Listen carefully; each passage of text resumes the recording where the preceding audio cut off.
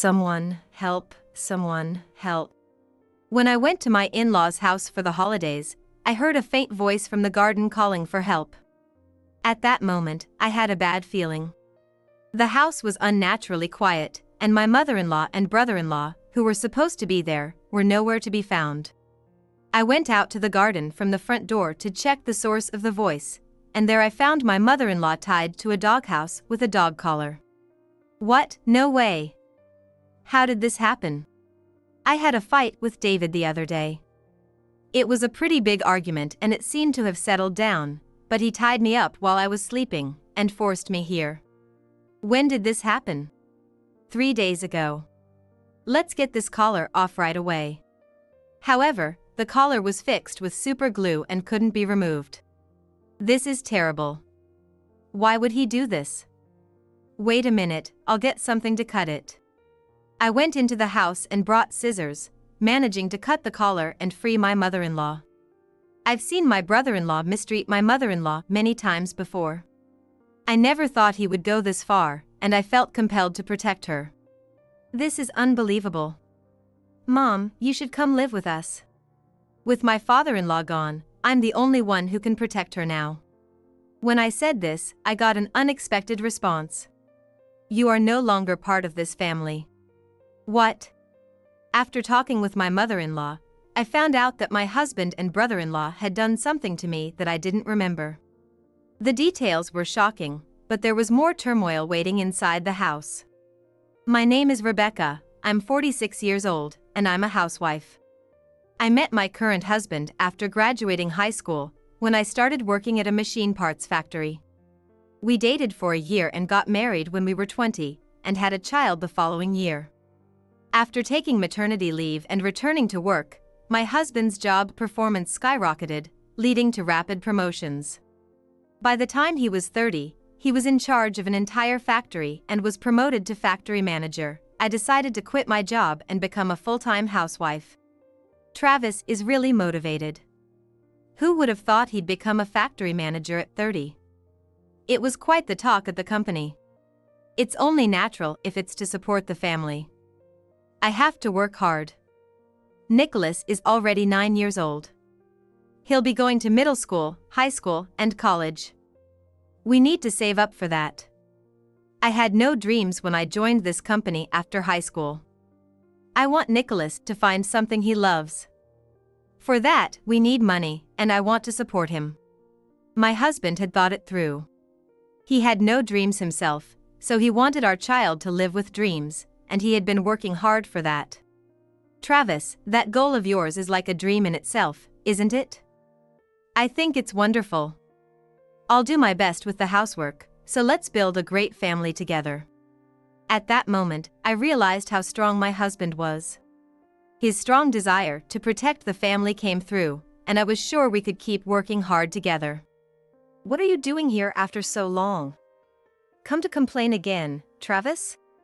Whenever we visited my in-laws after getting married, my brother-in-law, who was a freeloader at the in-laws' house, would always start something with my husband. He always bragged about his prestigious college degree, constantly reminding me of his superior intelligence, and honestly, I was getting sick of it. What's your problem? I'm not complaining. Since Dad hurt his leg, it's been tough every day, right? Mom's doing all the housework, and having a bum like you around must be a nuisance. It's time you moved out. What did you say? A high school graduate like you has no right to talk back to me. I can't believe someone like you even managed to get married.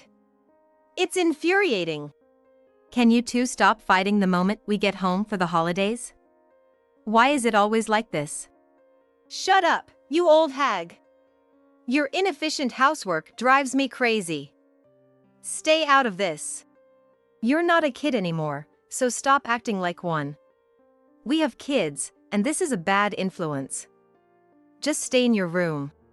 Whenever we visited my in-laws, these sibling fights would happen. The cause was always my brother-in-law, who couldn't stand that my husband, whom he considered beneath him, was married.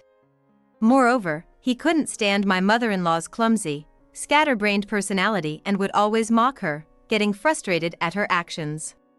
David, you better know what's coming if you don't knock it off. Just because I hurt my leg doesn't mean you can disrespect Lucy like that. I won't tolerate it anymore. Back when my father-in-law was healthy, he would get furious and even violent when my brother-in-law insulted my mother-in-law, once leading to the police being called.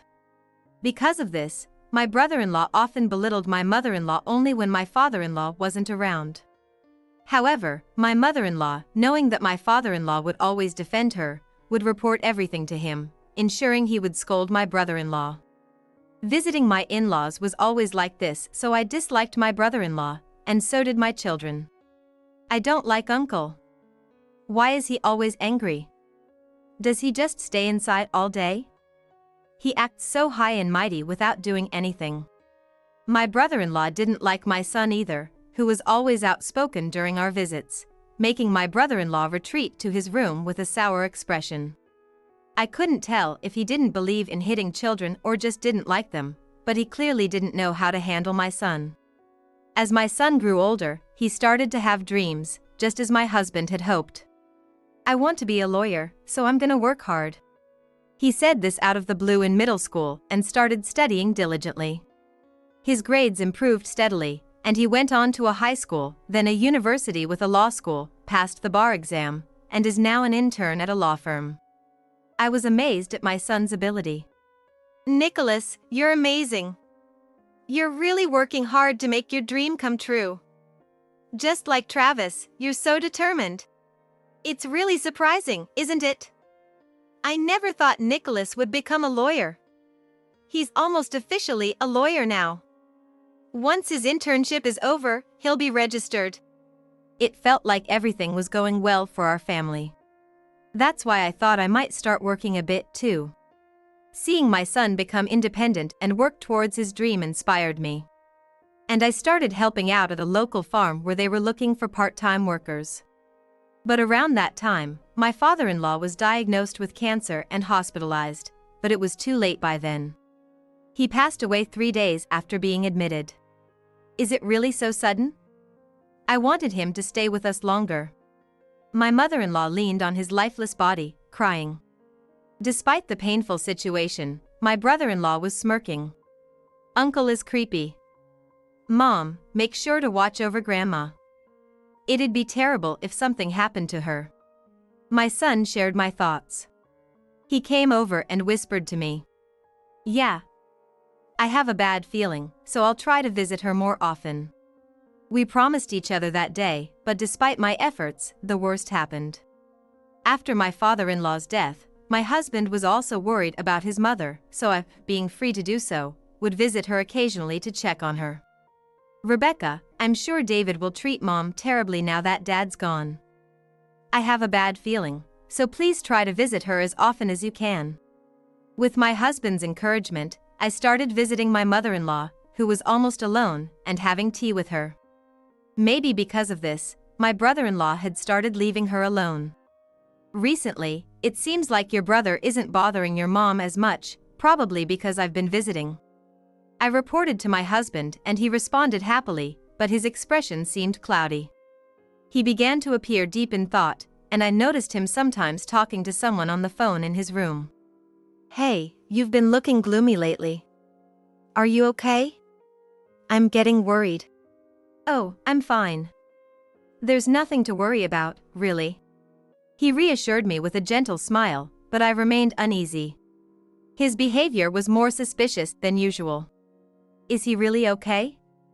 Why does he need to keep so many secrets? When I started doubting him, the only logical conclusion was an affair. Even though his actions were noticeable, I didn't want to believe it. Hey, Rebecca. I need to ask you something. Can you listen? What's up? Why so serious? Can you go to my parents' house alone this year for the holidays? I have something to do and can't go in the morning. I know there's my brother to worry about, but can you handle it? I'll try to get there as soon as I can. My husband said this with a serious expression on his face. There must be something important. Sensing the importance, I agreed. About a week before the holidays, the farm where I worked got busy, and I was engrossed in harvest work. As the busy season ended, the next day was the day to visit my mother-in-law. I'm sorry. I'll try to get to my parents' house as soon as possible, so please take care of my mom until then. Worried about his mom, my husband had said this the day before. I was also worried about her since I hadn't been able to visit for a week due to the busy season. I decided to go as early as possible the next day. But when I arrived, there was no sign of my mother-in-law in the house. Even more, I couldn't sense my brother-in-law, who usually stayed in his room. Where on earth had they gone? As I pondered at the entrance, I heard a faint voice from the garden saying, "Someone, help, someone, help." Fear gripped me, but I decided to go to the garden and see who it was. To enter the garden, I had to open a fence. It had several large trees that my father-in-law had meticulously cared for, and I had to climb over the wall to see into the garden. In the farthest corner of the garden, behind an old shed, there was an abandoned doghouse where we used to keep a dog. I saw something in its shadow. When I peered in, I was shocked to see my mother-in-law tied to the doghouse with a dog collar. What? No way! How did this happen? I had a fight with David the other day. It got pretty heated and eventually settled down, but while I was sleeping, he tied me up and forced me here. When did this happen? 3 days ago. I was horrified by her words. To think that he had left his own 80-year-old mother tied up outside like a dog for 3 days. In front of her was a dog bowl with dog food, and it seemed she wasn't even allowed to use the bathroom properly. Wait a moment, I don't want to do this, but I need to take a picture. This will be evidence when we file a complaint. I said that, took a few pictures of my mother-in-law tied with the collar, and ran to her side to remove it, but it was glued tightly with super glue and wouldn't come off easily. This is terrible, why would he do this? Wait a moment, I'll get something to cut it. I went inside the house, grabbed some scissors, and managed to cut off the collar. Seeing this situation, anger towards my brother-in-law surged within me. I never thought he would go this far. This is unbelievable. Mom, come live with us. The words slipped out before I could stop them. I couldn't leave my mother-in-law with my brother-in-law any longer. That's why I asked her to come to our house, but she said something I couldn't believe. You're no longer part of this family. What? You're not family anymore. You divorced Travis, but you still came all the way here today? What are you talking about? We haven't divorced. But Travis came here 5 days ago with David and told me you were getting divorced. He even had the divorce papers. What? I have no memory of signing any divorce papers. I couldn't understand what she was saying. Sure, my husband had been home for a week for the holidays, and I was busy with work, so we hadn't seen much of each other. But I had no idea he had done something like this during that time. I didn't understand why he would do such a thing. I felt a wave of sadness, and tears began to well up. Just then, I heard a car approaching, crossing the open gate. It was my brother-in-law's car. What are you doing untying that collar? Who gave you permission? How dare you come here after the divorce? If you still want to be involved with Mom, I won't go easy on you. My brother-in-law got out of the car, glaring at me with a menacing look. I felt a wave of fear, but steeled myself and showed him the photos I had taken. I took photos of the scene earlier. If I take these to the police, you'll be arrested. So what? Do it if you can. He slapped the phone out of my hand and began advancing on me. I felt it was the end. His grip was strong, and he squeezed my arm painfully. As I cried out, my mother-in-law tackled him to help me. You scum, laying a hand on Travis's wife. What kind of person are you? You idiot. As she said this, my brother-in-law turned his angry gaze on her and punched her in the face. She fell to the ground, teeth flying. He was panting with rage, but just then, a car pulled up from the entrance to the garden, and my husband and son got out, subduing him. You finally hit someone, you scumbag. I won't forgive you. My husband quickly restrained my brother-in-law and dragged him inside. We followed them inside, where my husband and son revealed shocking truths. Thanks to the neighbors noticing something was wrong, we could get the car into the garden quickly. What were you doing, bro? Shut up, this has nothing to do with you. Why is Rebecca here anyway? If she hadn't come, no one would have found out about Mom being tied up in the garden. What? You tied her up in the yard? What are you thinking, doing this to your own mother? Shut up. It pisses me off, looking at her blank, clueless face. The one who's clueless is you. You've been a bum living at home since you graduated college. As soon as we entered the house, their anger erupted, echoing through the house. My mother started crying at the scene, and my son protected her, standing by her side. Wait a minute, I understand you both have things to say, but there's something I don't get. What's going on? Mom said I'm not family anymore, and you think I'm divorced. What's the truth here? I can't understand any of this. I shouted louder than their yelling, causing them to momentarily fall silent and look at me. Then, my husband, looking guilty, explained everything. Since Dad died, Rebecca has been coming to the house to check on Mom, right? That made David start threatening me. He said if Rebecca kept coming, he'd take drastic measures. What do you mean? It was annoying. I couldn't vent my daily frustrations on Mom, so I took it out on you. So, I decided to torment Rebecca. But then I thought if I could manipulate Travis, maybe she'd disappear by getting divorced. At first, I was scared. He kept threatening to tie you up in the mountains or throw you into the sea if you came to the house again. I was tired of it. I even thought about going to the police with the evidence I had. But then he said if I didn't want that, I should divorce you, and I snapped. I talked to Nicholas about what David was doing, and he agreed to help. Hearing my husband, I finally understood his suspicious behavior. He was worried about me going to the house and was mentally affected by David's threats, and I felt somewhat relieved. But the story chilled me. David seriously thought about doing those things to me. Considering he was the kind of person who could tie his own mother to a doghouse, I shuddered at the thought he might actually follow through with his threats. I'm sorry for scaring you.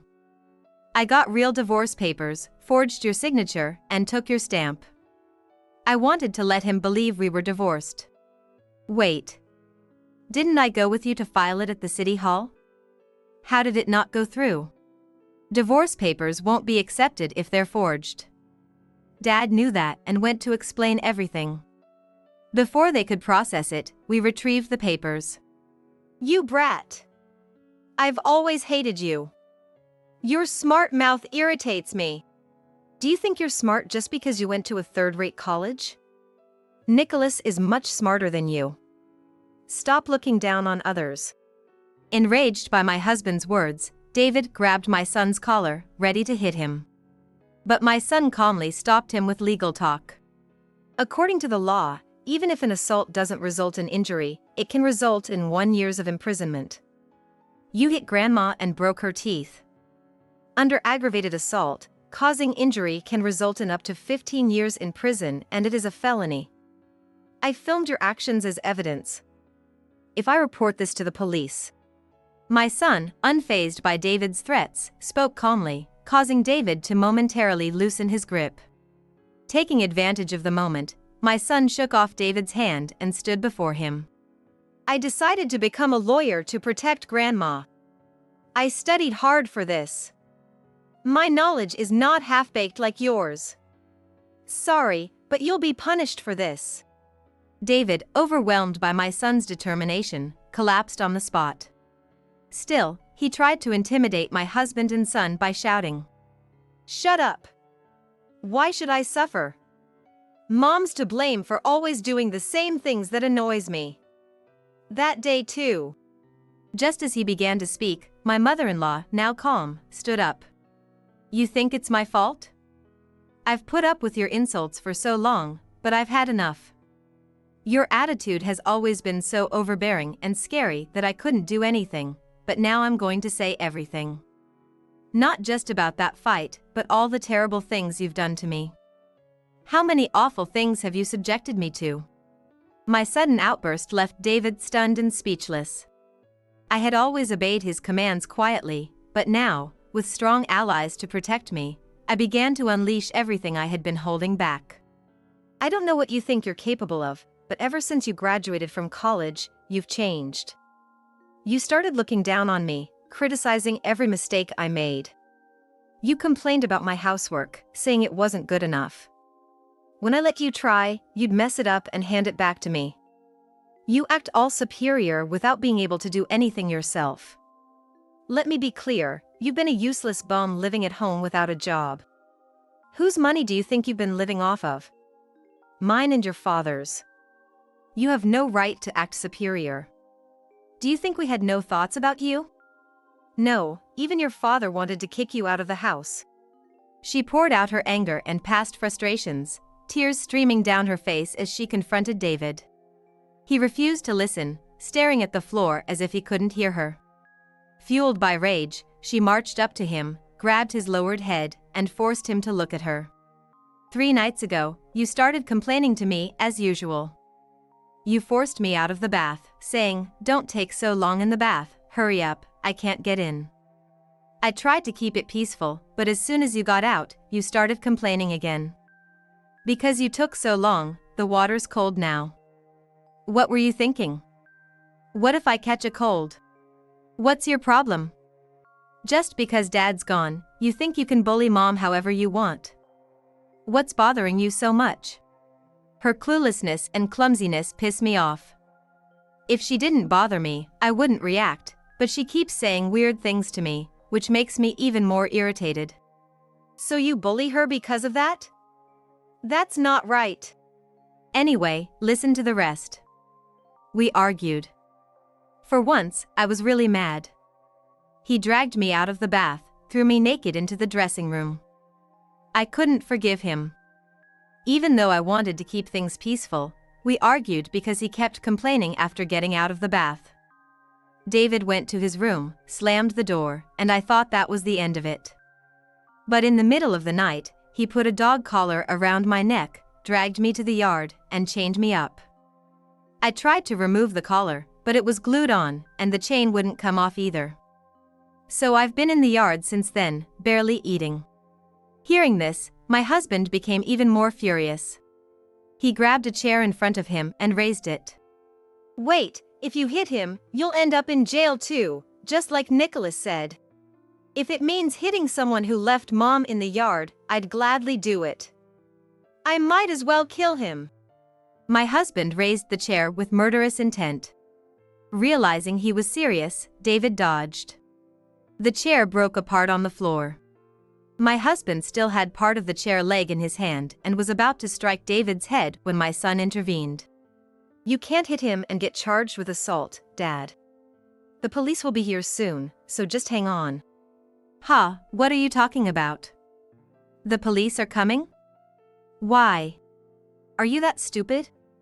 The neighbors got suspicious the moment you tied Grandma up in the yard. They couldn't see what was going on inside the house or in the yard, so they were debating what to do. They were about to call the police when we happened to pass by. We asked them to hold off but to call if things got worse. Thinking the police wouldn't come after all this is what's strange. I can't believe how much you hate Mom, David. Despite everything, David still didn't want to believe the police were coming, cursed at Mom, who had revealed the truth about 3 days ago, but my son restrained him and pinned him to the floor. You can't resist anymore. Keep running your mouth. It's already decided that you'll be arrested. Grandma, thank you for testifying about what happened 3 days ago. We recorded everything, so don't worry. As my son spoke kindly to her, I quickly displayed the photos on my phone. I also took pictures of you tied up, Mom. There'll be evidence too, right? My son nodded and gave a thumbs up, saying, yes, those will be solid evidence. My mother-in-law, feeling the weight lift, collapsed to her knees and began to cry. When Travis told me he was divorced, I was speechless. I'm so relieved it wasn't true. I always thought we should have kicked David out, but your father couldn't do it because he was our son. He wanted David to know the real world. He admitted he was too lenient and died regretting it. This incident would make him sad, but I think he'd forgive us. She cried, clinging to my husband until her tears dried up. When the police arrived, my son released David and handed him over. We provided all the evidence to the police, explaining my son was a law student and giving them the law firm's name he was interning with. If he makes any claims, our firm will handle it, he told them. With undeniable evidence, David was sentenced to 15 years in prison.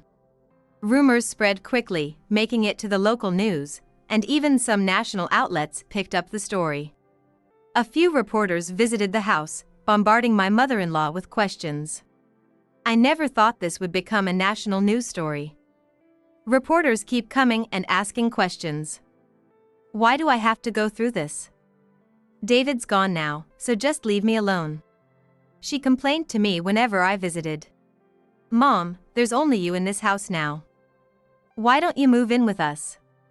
It'd be safer for you. The reporters will eventually stop coming, but it's best to move now. She looked around the house wistfully, reminiscing about the past. You're right. Let's leave this house empty for now. It's still livable, so let's fix it up and rent it out. Is it hard to leave? A bit. My husband built this house, so it's sentimental, but it's too big for just me. If someone else can live here, that'd be best.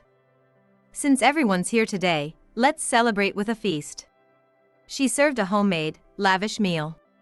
And my son and husband looked on happily. Mom seemed more vibrant than before. From then on, things moved quickly. We completed the move, leaving the in-laws' house vacant. One day, while my mother-in-law and I were at the old house for maintenance, making sure it was always ready for use, my son happened to visit and announced his engagement. In the course of the conversation, he asked if he could live in the in-laws' house. I'd be happy if Nicholas lived in that house. Are you sure you want to? Yeah. It's a precious house filled with memories of Grandma and Grandpa, and I want to take care of it. With that, my mother-in-law agreed, and the in-laws' house officially became my son's home. This ensured that the house would be inaccessible to David, who would be released in 12 years. We felt that all preparations were finally complete. It's sad for David, but after everything he did, we don't want him back. By the time he's released, he'll be in his 60s. He'll have to fend for himself. With this future concern resolved, we now live peacefully. David will be released in 12 years, but by then, we'll be in our late 50s. Nicholas will be in his 30s, an adult. We have nothing to fear from David. We focus on living our current happiness to the fullest. My mother-in-law lives by this motto every day. Inspired by her, I used the spacious land of the old house to create a garden and grow vegetables, fulfilling my dream. This has led to a fun and fulfilling life. My daughter, Jessica, is getting married, and we're heading to a meet and greet with both families. When we entered the designated room, Jessica's in-laws-to-be, John and Linda, were already seated. They seemed to have been talking about something, as their faces wore an eerily amused smile. I wondered what was so funny as I looked at the table, and saw that there were settings for 3 on our side.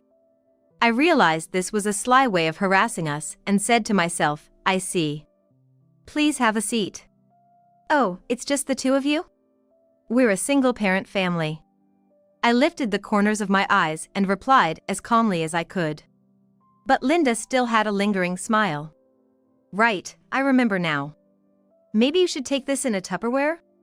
It must be tough being in a single-parent household. Linda covered her mouth with her hand, trying to suppress her laughter. Despite her harsh words, I didn't even bat an eyelid. Seeing this, Jessica tapped my shoulder. That's terrible. Mom, let's go home. Why's that? If it means you have to suffer, I'd rather not get married. Touched by my daughter's kindness, I smiled and firmly said, That's not necessary. Just wait a moment. Then, a female staff member came from behind with a takeaway box the size of a lunchbox, offering it to Linda with the words, Please, take this with you. John and Linda were taken aback, looking surprised. If being low income is tough, please, take this. What? My name is Emily Johnson. I'm in my 50s, feeling the midpoint of my life deeply as I live in a slightly spacious 3-bedroom house with my daughter, Jessica. When Jessica is at school, the emptiness of the living room feels lonely. During such times, I make it a routine to prepare 2 cups of tea. One for me, and the other for my late husband. Looking at the cup I poured for him, I feel comforted, thinking he might be here with me. He passed away from cancer about 20 years ago, just when we were about to start treatment. Just before he passed away, while lying in bed, he implored me about our only daughter, Jessica. Please take good care of Jessica. She'll surely do great. At that time, Jessica was too young to remember her father well. To keep my promise to my husband and not to let her feel lonely or hurt, I raised Jessica with all my might. Putting my needs second, I balanced work, house chores, and parenting, managing to send her to college even as a single parent. I might be biased, but Jessica turned out to be a beautiful, kind, and hardworking woman, excelling in her studies. She's my pride and joy. After graduating, she got a job at a corporation and started living on her own. I can't always rely on you, Mom. I'll start repaying you back, bit by bit. Don't worry about me. Just do your best. Eat properly, don't stay up late, and remember, I'm not a kid anymore, I'll be fine. What are you saying? You'll always be my precious child. On the eve of her move, Jessica and I talked about the past, the future, and her father until late into the night. We never ran out of memories to share, losing track of time. Even after she started living alone, my smartphone would frequently light up with her messages. From the struggles of unpacking and cooking, to her experiences at work and stories about her colleagues. Every message made me feel as if she was right there with me. Jessica must be feeling lonely in her first time living alone. But after half a year, the messages from her gradually became less frequent, changing from every 3 days to once a week. She's really doing her best. There's a saying that the absence of reliance is a good reliance. The lack of messages probably means that Jessica's days are fulfilling. Thinking this, even the tea I made for my husband seems to nod in agreement. When about 1.5 years had passed since Jessica started her job, on a warm, late autumn day, I received a call. It was Jessica, and as I answered, wondering what was up, she sounded excited, saying, "It's been a while. Mom, listen, I want you to meet someone this Sunday. Are you free?" "Oh, it's been a while indeed. I'm free this Sunday." "Great, I'll come home around noon, okay?" "Sure, that's fine. Be careful on your way." It's been a long time since I've seen you, Mom. You're gonna be surprised, see you then. After saying that, Jessica hung up, and I was left in silence. I wondered when was the last time I had a phone conversation with her. Her unusually happy tone also caught my attention, but when Sunday came, I was indeed surprised, just like Jessica said. At the door, Jessica appeared with a young man named Ethan Parker. He wasn't dressed casually but in a neat, casual suit, looking a bit tense. "Nice to meet you. I'm Ethan Parker, dating Jessica." He introduces himself, tall and slender, with a face as handsome as a model's.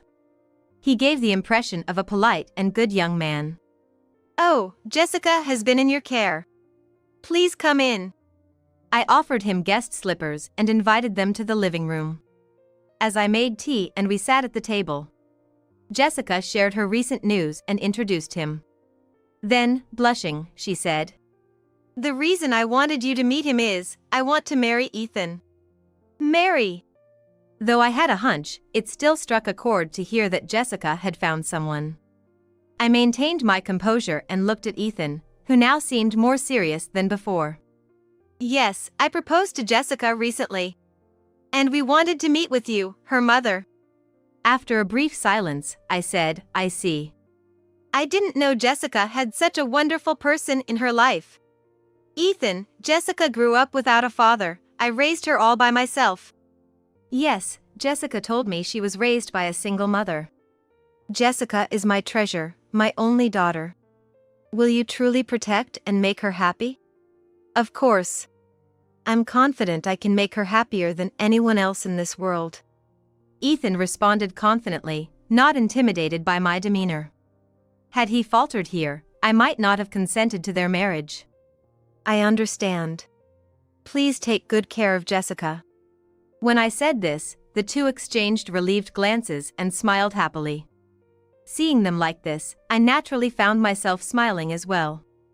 I think he would have smiled in the same way if he were here. A few months after sending off a happy Jessica and Ethan, Jessica took a long break and came home. She happily talked about her work and Ethan, but occasionally, she would have a troubled expression, which worried me. When asked, she would avoid the topic and say, "It's nothing, Mom." Jessica has a habit of shrugging her shoulders when she wants to talk about something or is lying. She shrugged this time too, so I was sure something was bothering her. "Hey, Jessica, how about we visit that new cafe that just opened? This one here." I pointed to the cafe on my smartphone screen. Her eyes lit up. "Oh, I've been wanting to go there. They're known for their original coffee. It's popular at work too." Then it's settled. The next day, Jessica and I walked to the cafe in the cool air. It was deep into winter, and the brown fallen leaves crunched under our feet. We ordered coffee to go and walked for a while. "Mom, thanks for accepting Ethan and me." He seemed sincere. Take good care of each other. When we reached a large park, Jessica started to open up. "Actually, I went to greet Ethan's parents. They didn't seem to think much of me." Her story went back a month. She had gone with Ethan to greet his parents, John and Linda. But they seemed skeptical of her from the start. "Hello, I'm Jessica Johnson. I'm dating Ethan." "Ethan, are you sure about this girl?" Linda interrupted Jessica's greeting. "What do you mean?" "Just look at her. She looks poor, her clothes, her makeup. She's not a match for Ethan." Instead of congratulations, they openly criticized Jessica. "Mom, that's rude. How can you say that about my girlfriend?" "You think so too, right?" Linda even sought agreement from John, who simply nodded in affirmation. "Oh, is your family very poor? Do your parents work?" "My mother works, and my father passed away when I was young." "A single mother?" "I thought as much." John seemed oddly satisfied and scoffed. "Dad? It must be for the money. Ethan, our family is of a distinguished lineage. You shouldn't be with this kind of woman." "How can you say that? Jessica is different. I know her better than anyone." "You're just naive. There are plenty of people who would marry for our wealth." Shockingly, John even suggested introducing Ethan to a daughter of an acquaintance. Linda agreed and seemed pleased with the idea. "That's a good idea. After all, this girl's father works for a major listed company. She's not a match for a single-parent family." "You think so too, right, Ethan?" Seeing his mother happily agree, Ethan raised his voice. "Enough, both of you."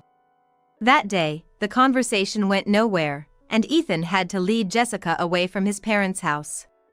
Later, Ethan told Jessica that both John and Linda had a strong sense of elitism. "Jessica, I'm really sorry. My parents said such awful things and hurt you." He apologized repeatedly and promised to always protect her. Listening to this on a park bench, I was struggling to contain my anger. "So, what did his parents say about the marriage?" "We went again last week, and despite their sarcasm, Ethan convinced them to accept us." "Are you okay with that?" Jessica bit her lip and shrugged. "Yeah, I'm okay. We won't be living together, and I can handle it." "All right." It was clear that the relationship between the Parkers and Jessica was strained. Even with Ethan's promise to protect her, there would be limits. Knowing the difficulties ahead, I wished I could advise her to reconsider the marriage. However, having already given my consent, that was no longer an option. Even in just this short period since the greeting, Jessica looked so downcast. The thought of her having to wear that sad expression for the foreseeable future was unbearable. About the meeting between both families, I think maybe I shouldn't attend. Why? Because I don't want to make you feel uncomfortable.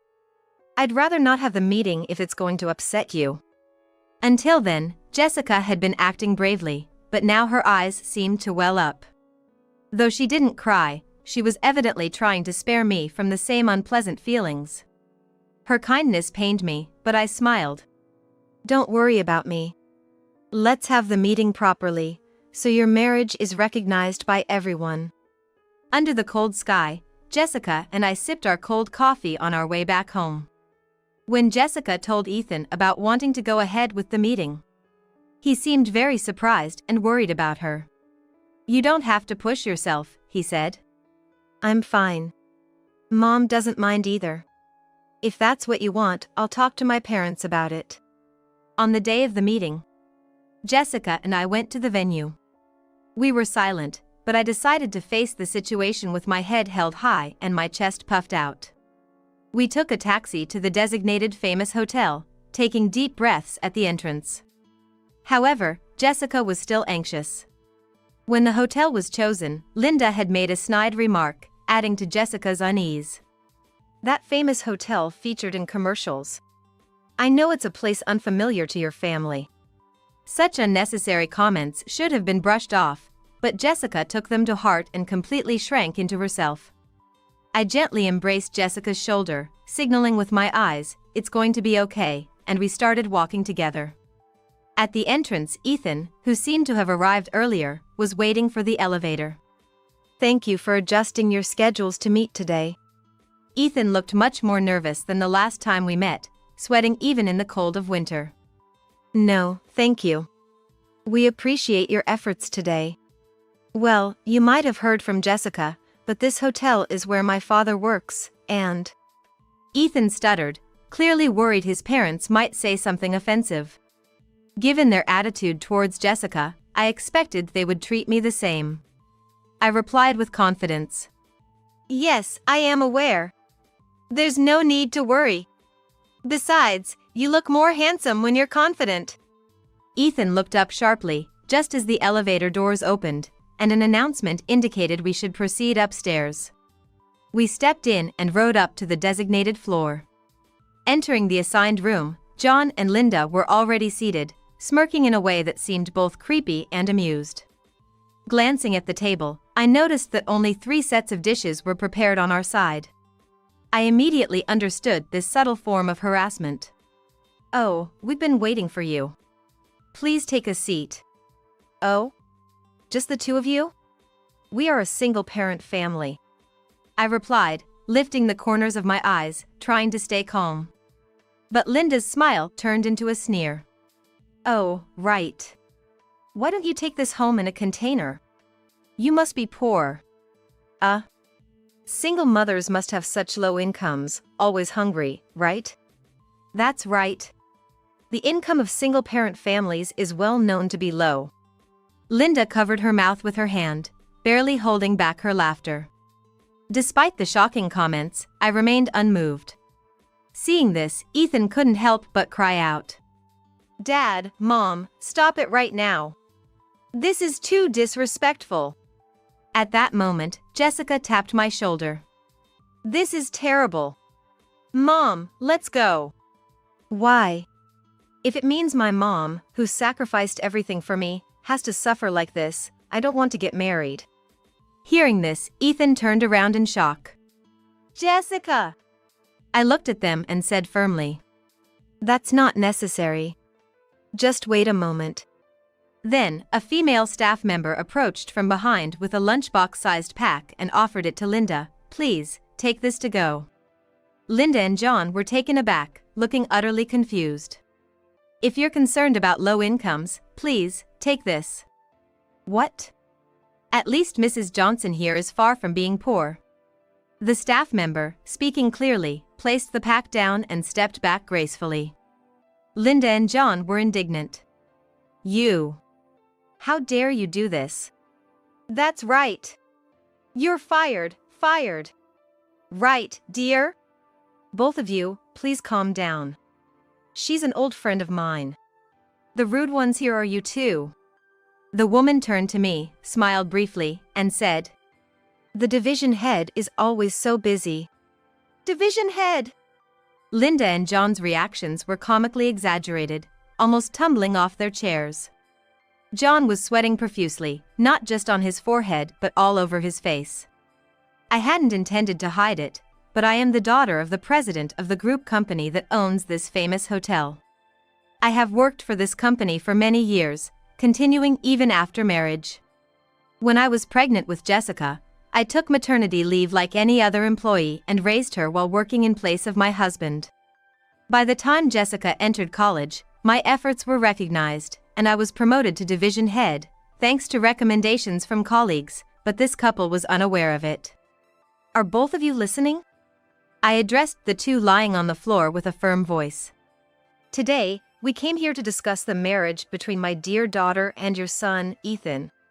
It seems you have spoken very poorly of my daughter. I glared at them, causing John and Linda to shudder. I replaced my husband, who passed away from illness when my daughter was young, working hard to provide her with both love and education. Ethan swallowed nervously. I trust my daughter and the person she has chosen. Even if they come from a family that judges others by income and behaves rudely, I see Ethan as a respectful and fine young man, an important addition to our family. I paused for a breath before continuing. I believe you too care for your child. So, I ask again, do you accept the marriage of my daughter and Ethan? The room fell silent. John and Linda were trembling, and Ethan seemed to hold his breath. Jessica had never seen this side of me before. She was speechless behind me. Well? Linda looked resentfully at John. He, pale-faced, adjusted his posture and hurriedly said, Of course, division head. We look forward to a close relationship in the future. I am here today not as a division head, but as Jessica's mother. I firmly stated, looking at John. And if we talk about work, aren't you soon to leave this place? What do you mean? I had already investigated John's reputation within the company. When Jessica told me Ethan's father was John Parker, the name rang a bell.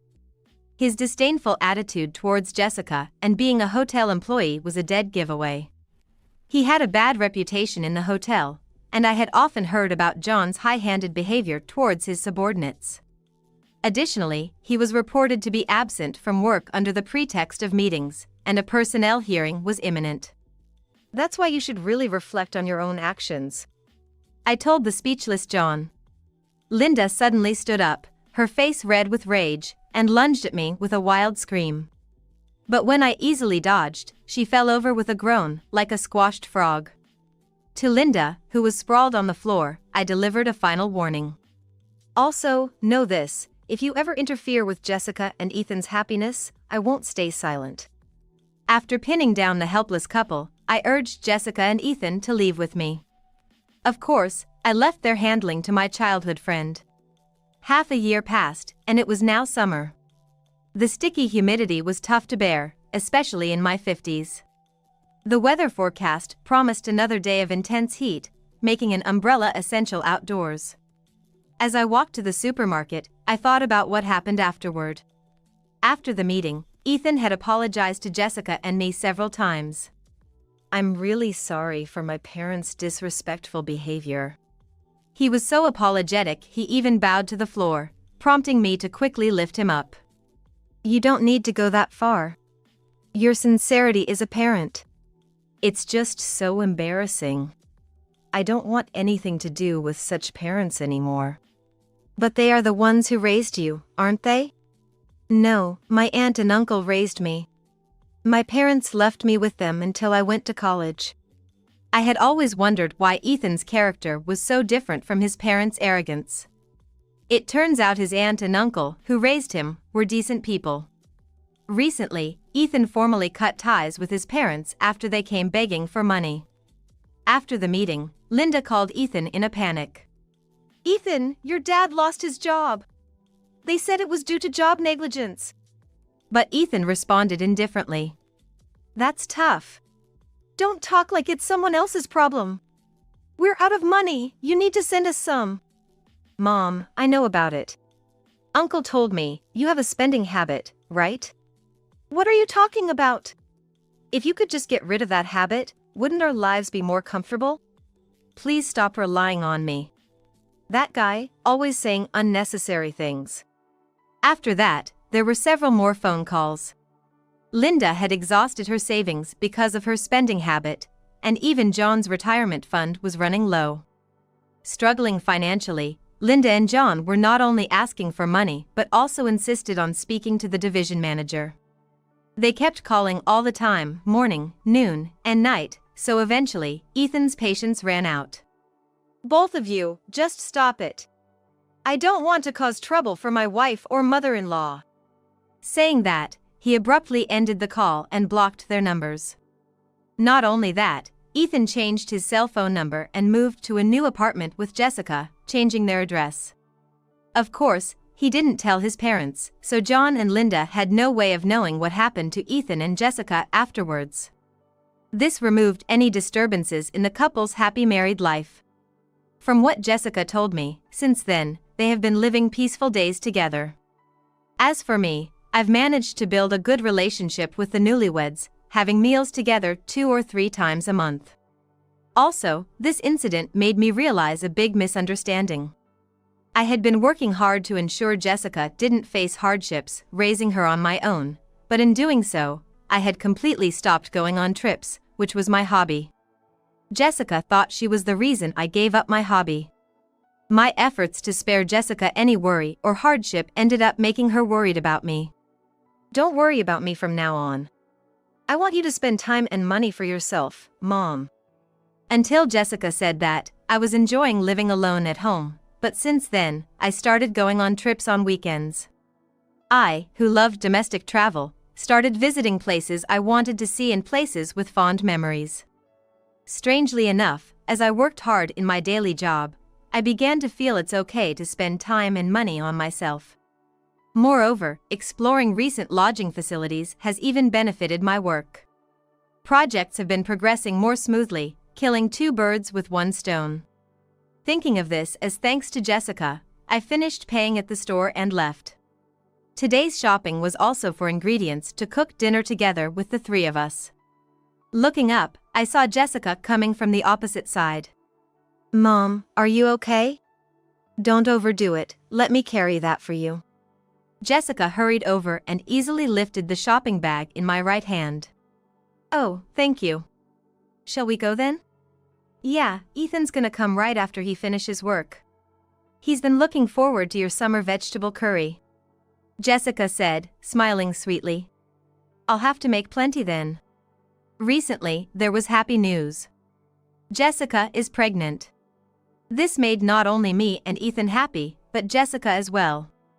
I'm secretly planning to send clothes and toys for the grandchild, keeping it a surprise for the 2. Though I wonder if it's too early, I know the child will be here before we know it.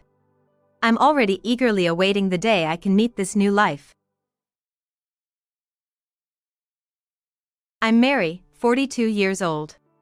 10 years ago, I married a man I met at work. He was divorced with a child, whom I've raised as my own while working. During this time, my husband started his own business and, despite many ups and downs, persevered as the president until the end. My stepson turned 20 this year. He left home 2 years ago to attend a university in a neighboring state and seems to be managing well living alone. But our ordinary life changed abruptly. My husband passed away. He died of a heart attack, and there was nothing that could be done. While I was overwhelmed with grief, there were countless things to take care of, including the funeral and various arrangements, and before I knew it, the day of the funeral arrived. The funeral was a small, family-only affair, as my husband wished. His parents had already passed away, and being an only child, the only family he had by blood was our son. My parents and siblings didn't get along with my husband, so we didn't invite them. It was just me and our son at the very small funeral. Before the coffin was taken away, my son came to me in the waiting room. "What's wrong?" I asked him as usual, but he didn't respond. His expression was almost blank. When I asked again, he suddenly started saying incomprehensible things. That's enough, you parasite. What? Stop clinging to Dad. You just came in later and started sucking up all his money. You fake mother parasite, just renounce your inheritance and disappear. The real family is just me. After saying that, he left the room, slamming the door behind him. The sound echoed painfully in my heart. After that, we didn't talk, and as soon as the funeral was over, he went back to his dorm. I couldn't ask him what he meant by his words. I tried to contact him, but my messages were left unread, and he ignored my calls. I couldn't confirm anything, and it was already the next day. Today, I tried contacting him several times, but still no response. And with work tomorrow, it's difficult to just leave for his dorm in the neighboring state. So, I stopped by a convenience store to pick up some light food and drinks, then headed home. When I entered my apartment, I noticed a sliver of light under the door to the living room. Hesitantly, I approached and opened the door quietly. To my surprise, there was my son, sitting on the living room sofa, seemingly waiting for me. "What are you doing here?" After moving out for his dorm, my son only came home for the holidays, like Christmas and New Year's. Even during the recent wake and funeral, he didn't stop by here, he just went straight from his dorm and back. Ignoring my obvious confusion, my son confronted me in a calm voice, or rather, a slightly mocking tone. Was something inconvenient for you? Didn't want to be seen doing whatever you please now that Dad's gone? What do you mean? Just figured you'd be living it up in your own way now that Dad's not around. In many ways. That's not true at all. Yeah, whatever. Anyway, that's not important. Did you eat? Huh? Are you hungry? If you haven't eaten, I can make something simple. It was getting late. If he had been waiting in the room alone, he might be hungry. As a mother, it was natural for me to offer, but it seemed to irritate him. Suddenly, he slammed his hand on the table in front of him and glared at me with hostility. You! Didn't I just say it? What? How long are you gonna keep shamelessly squatting in this house? You fake mother parasite, just renounce your inheritance and disappear. The real family is just me. The same lines, the same insults as before, came flying out from my son. What's really going on? Did something happen? What? I only put up with you because Dad was around. Who would think of someone like you as my mother? You just leeched off Dad while he was the CEO, sucking up the sweet life. Just get lost now. I was at a loss for words. Indeed, since remarrying 10 years ago, my son hardly ever turned to me for affection. He grew up protected by his kind father, having experienced his parents' divorce at a young age. I felt that my presence had robbed him of his gentle father. So, for the past 10 years, I tried my best to raise him. I made daily lunches, took him to and from extracurricular activities, and created many family-like moments. Even during his rebellious phase, my husband struggled with all sorts of things, but we faced it together, believing it was a phase every child goes through. But it seems my efforts never reached him. My son's painful words inflicted deep damage on my heart. I painfully realized that our relationship was only possible because of the presence of my husband, his blood father, and my husband. My son, openly hostile towards me. This is probably the real face of my son. Perhaps, no matter what I say as his stepmother, it won't reach him anymore. So, I decided to at least listen to his last wish. Yes. No matter what happens, you gotta keep living. Absolutely. Huh? Don't you act all high and mighty, you fake.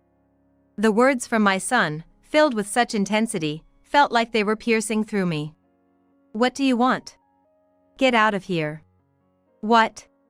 This house belonged to Dad, which means it's now mine. No place for a fake family like you. Kevin. Shut up. Don't talk to me. Don't even say my name. I really want to tell you to get out right now. But I'm kind because you did take care of me when I was a kid. I'll give you a week's notice. This is my house, I can't live in that tiny apartment forever. Just hand over the place and get lost. The last look my son gave me left deep wounds in my heart. With that, he left for his dorm. A week later. After work, I checked my personal phone and saw an unbelievable number of missed calls and messages. Most of them were from Kevin, just as I expected. I turned off my phone for a while and headed home. After a quick dinner and a bath, I turned my phone back on after a few hours. As soon as I did, the sound of countless messages and missed call notifications wouldn't stop. I tried to go through them, and the moment I marked the messages as read, Kevin called, as if he had been waiting. Hello? Hey! What the hell do you think you're doing? Don't mess with me. I could hear my son's anger through the phone. It wasn't surprising. The first message had come in the morning. Calm down first. I can't talk to you if you don't speak properly. What? You're the one making it impossible to talk properly. What's this about the house being up for sale? So, it was about that. Not really surprising. How about we meet and talk?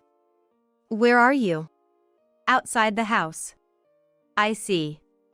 So, you saw the for sale sign and started bombarding me with calls. Makes sense. Of course. He must have been there since the morning. Well, there's nowhere else for him to be, I guess. For now, you can still get into the house. If you have the key, go in and wait. It's completely empty, though. What? The key still works? He hadn't even tried it. I suddenly remembered my husband, who had a simple and slow-witted side, just like my son Kevin. He must have tried the key after I suggested it. I could hear the sound of the door opening through the phone. He probably stepped into the entrance, relieved and slightly relaxed, judging by the deep breath I heard. Yet, he couldn't hide his emotions or embarrassment, and his voice came out harshly. Just hurry up and get here. The call abruptly ended, and I let out a heavy sigh. In the midst of my hectic daily life, having just relaxed at home, honestly, going out was a hassle. There were still a mountain of things to do. But I knew I had to have a proper conversation with my son, for various reasons. Resigned to this, I put my coat back on and headed to my former home. As I opened the unlocked door, I saw the cold hallway leading to the lit living room. Walking quietly over the chilly floor, I found Kevin sitting cross-legged in the middle of the empty living room. You're late. How long do you expect people to wait? What? I came right after the phone call ended. My stronger tone surprised Kevin a bit. But ever since we met, he was always biting back, not just at me, but also at his biological father, my husband. He wasn't going to back down now and lashed out even more. Are you kidding me? What's with the for sale sign? The house is too big for one person, so I thought about selling it. Your words helped me make up my mind. Thanks for that. The cold floor of winter was draining the warmth from my body. I turned on the air conditioner as I always did. What? You can't just sell Dad's house. Oh. But this is my house. What? This house is mine, legally in my name. What? You didn't know? Don't lie to me. How could you afford a place like this? You think I'm stupid just because I'm young? No, wasn't it you who treated me with a condescending attitude? Of course, I wouldn't say that out loud. No, it's legally in my name. I can show you the registration if you want. His real thoughts spilled out as I spoke with deliberate firmness. How can someone with no money like you afford it? You must have tricked Dad into giving you the money. Just like you wormed your way into his life for his money when he was a CEO. I knew it. Even though my husband and I tried desperately to connect, Kevin never opened up his heart. Correctly speaking, my husband became a president after we got married. But it's true Kevin probably thought some random woman was approaching his father, who could earn enough to start a company. But that doesn't change the fact that you, his son, were freely spending his money, right? What? You thought I didn't know? You sneaked into Dad's company and stole money during your middle and high school years, didn't you? Kevin's face stiffened, not expecting me to know. In reality, it was Kevin, not me, who was siphoning off his father's money. How do you know that? I didn't at first. Your father was desperately hiding it to protect you. But eventually, there were accounting issues, and when pressed, your father admitted, Kevin has been coming to the company and taking money. Dad knew? Of course he knew. How much do you think you took from Dad's company? How would I know? $400,000. What? And I think you probably took a few thousand more. Kevin probably didn't even realize he had stolen that much. Seriously? He muttered, shaking his foot slightly. No point asking what he spent it on now. By the way, aren't you wondering how I know all this? Yeah. How do you know so much about Dad's company? You must have been up to no good. The nerve of this kid, accusing me of wrongdoing. It's only natural I know. It's my company. What? That company is mine, so of course I know about it. No way. That was Dad's company. Don't tell me you took over it. I wouldn't take over such a small company that was in huge debt. Debt? Yes. Dad's company was on the brink of collapse, so we included it under our group to turn it around. That's why you could go to college and still ask Dad for money. You should be thanking me. What? Dad was indeed the president since he went independent 8 years ago. But eventually, he became an employed president under our group. Like a salaried president. Why? Like I said, the company was in huge debt and had no way out, so we took it under our wing. But why? Your father had no business acumen. He thought he could handle it even after you stole $400,000 from him. That's impossible for that company. It couldn't make up for a $400,000 loss. So, we took it under our group. Dad cut his salary to pay employees, and I paid for all our living expenses and this apartment, which I owned, to reduce the burden. As I spoke calmly, Kevin's reaction was surprisingly mild, beyond his stiffened expression. He seemed unable to keep up with the facts spilling from my mouth. What do you mean, you already owned it? Oh, I've been investing in various things since I was young. I owned several apartments, including this one, which I bought to rent out. When we were looking for a new place to live, I thought it would be suitable for our family. You own several apartments? Yes, real estate income.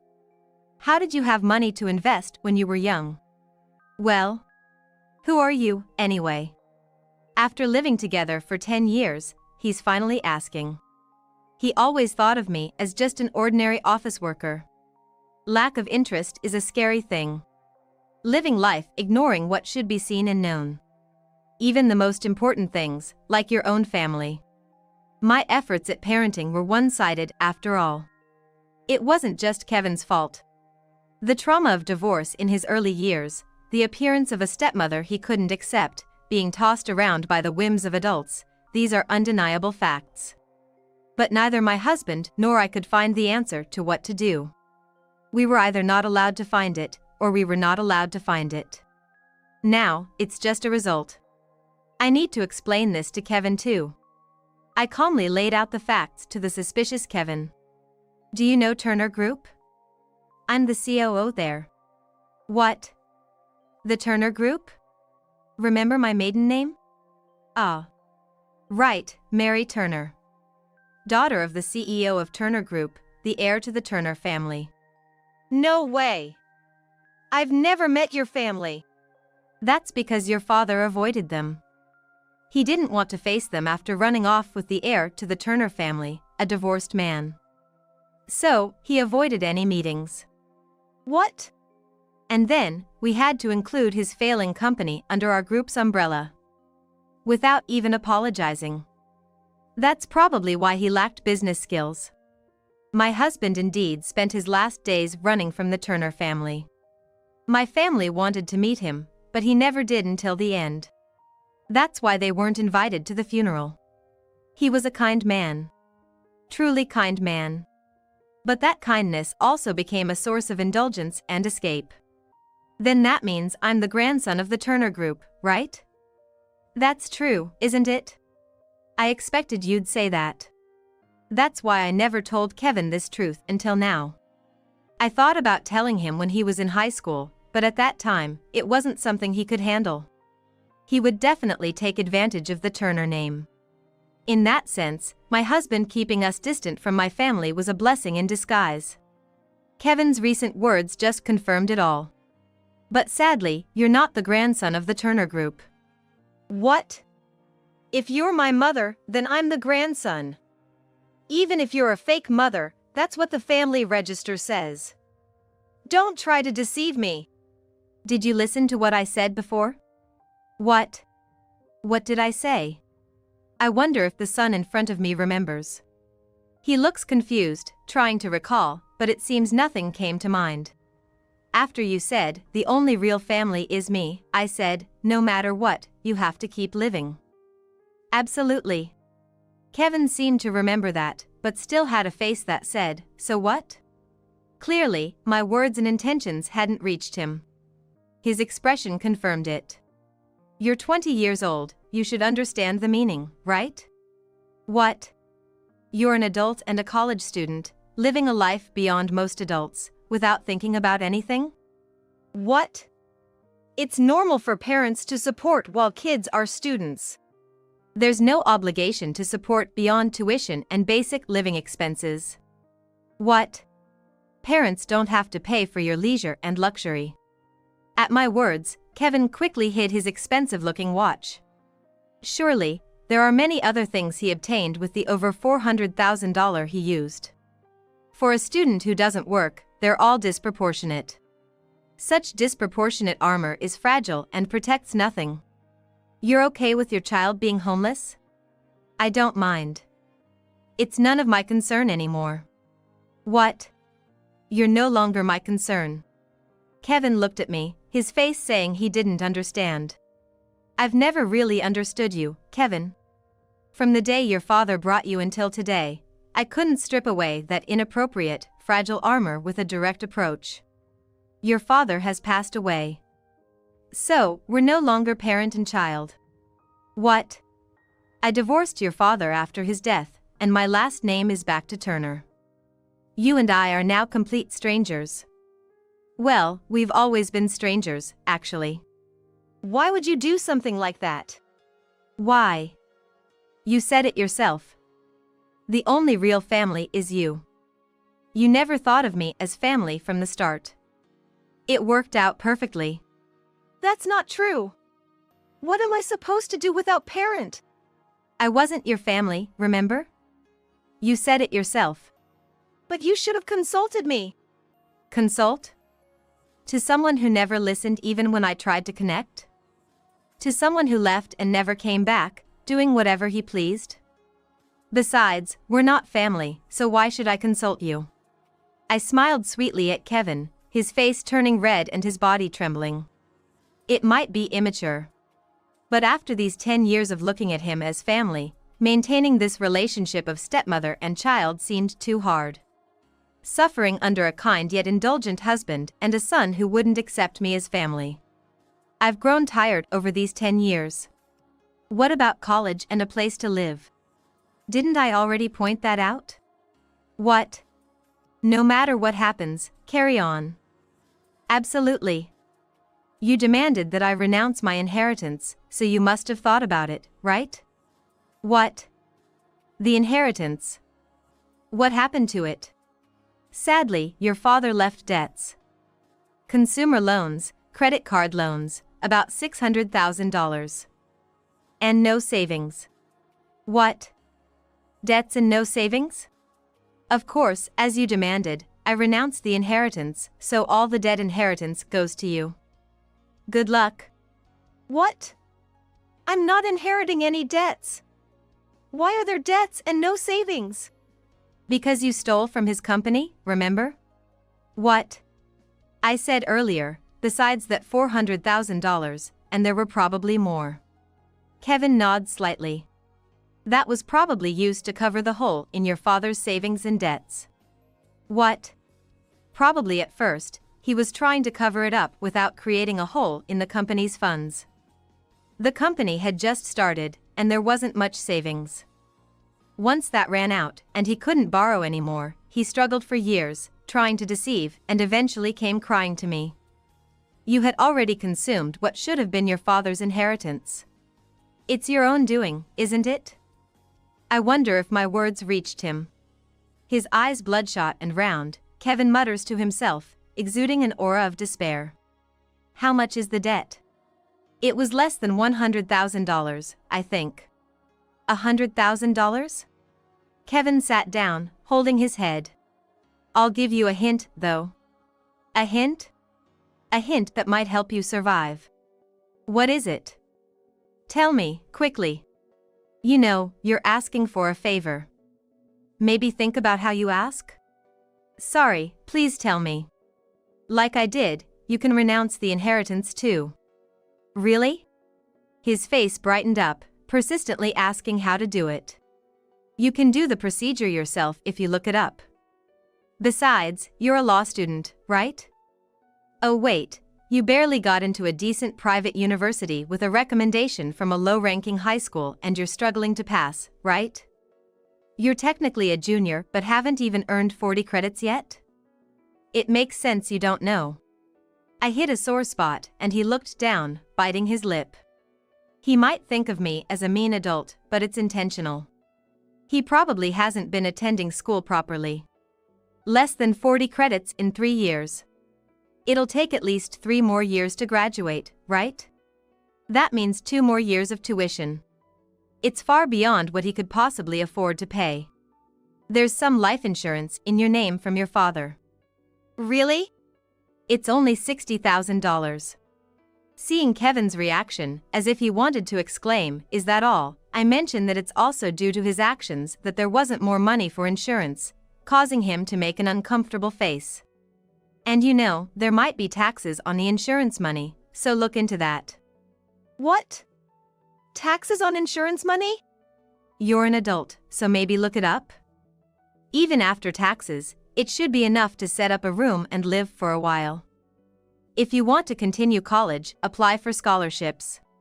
Wait, set up a room? What do you mean? The apartment you're living in now. I'm canceling it at the end of this month. What? Why? It's rented under my name. I have no obligation to keep renting and paying for someone who's not my child. Can't you give me like a month's notice? What? You only gave me a week's notice. You have 3 more weeks. You're 20, an adult. You can rent a room and do anything. I'm just following through on your words. Take responsibility for what you said. This can't be happening. He looked to Pirate. But from my perspective, there's much more he could do. I wish he'd realized this. First off, why not sell those inappropriate branded items for cash? What? Like that watch you're wearing, and that bag. Do you really need them right now? I want him to think and struggle to find answers. Kevin, who has grown up indulged in his father's unconditional kindness since his mother wasn't around.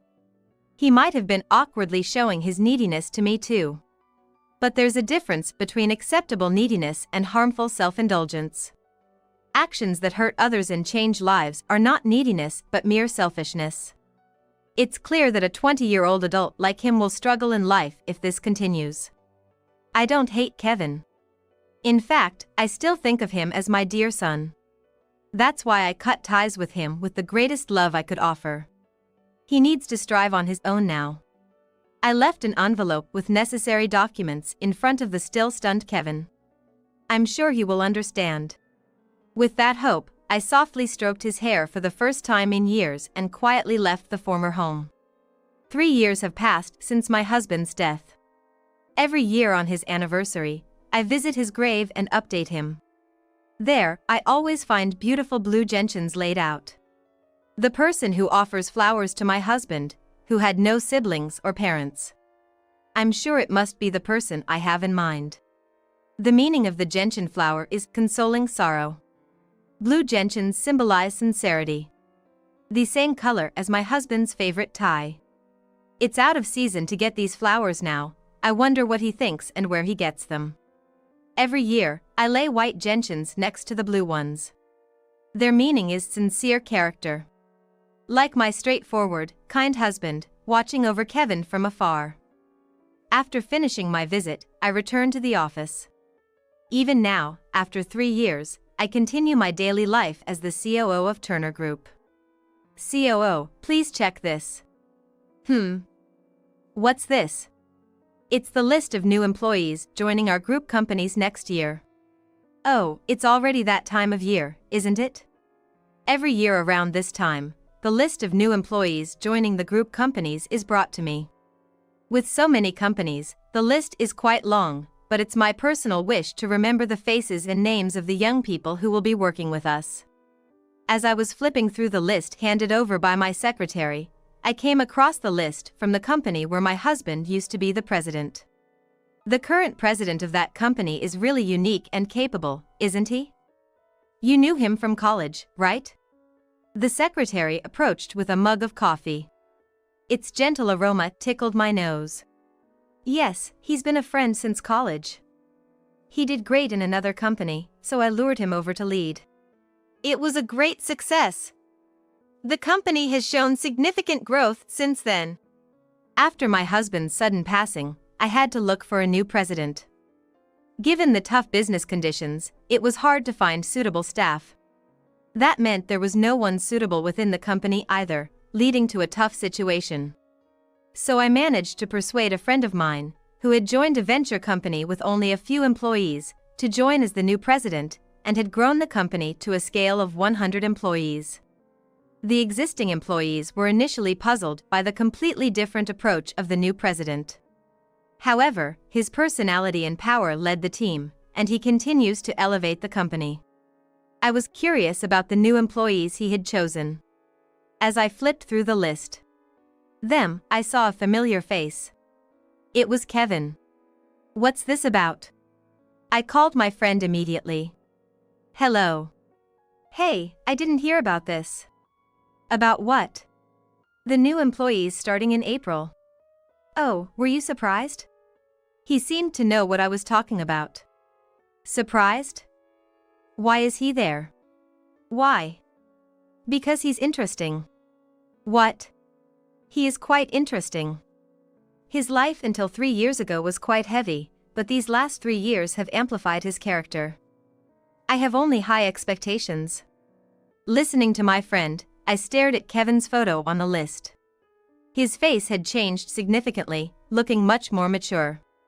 The expression he had when I last stroked his hair was nowhere to be seen. Okay.